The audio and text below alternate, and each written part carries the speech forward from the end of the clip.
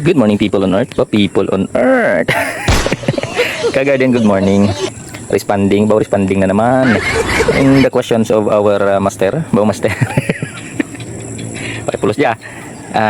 Questions if it is possible that there is a development without a growth and a growth without development.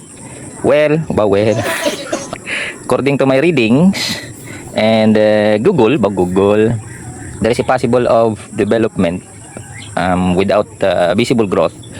Example sa loob ng seeds or seed embryo, the development of the tawag dito, meristem ng ugat ng sanga or ng tawag doon yung picture ata yun.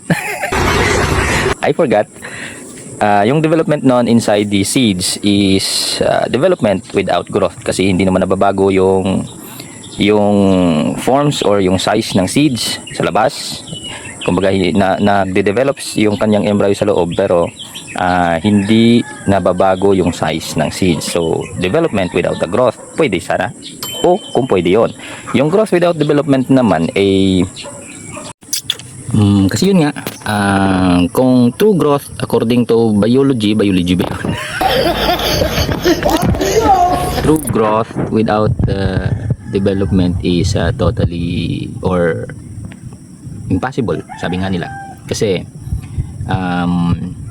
any development, increase in size, increase in height or shape, changing in shape, and any cell development, any small development na makikita mo or changing in any physical aspects of the plant ay masasabi natin growth. So development without a growth is possible, but growth without development is, according to biology, impossible. Yun lang. So sana may natutunan. Thank you so much and God bless everyone.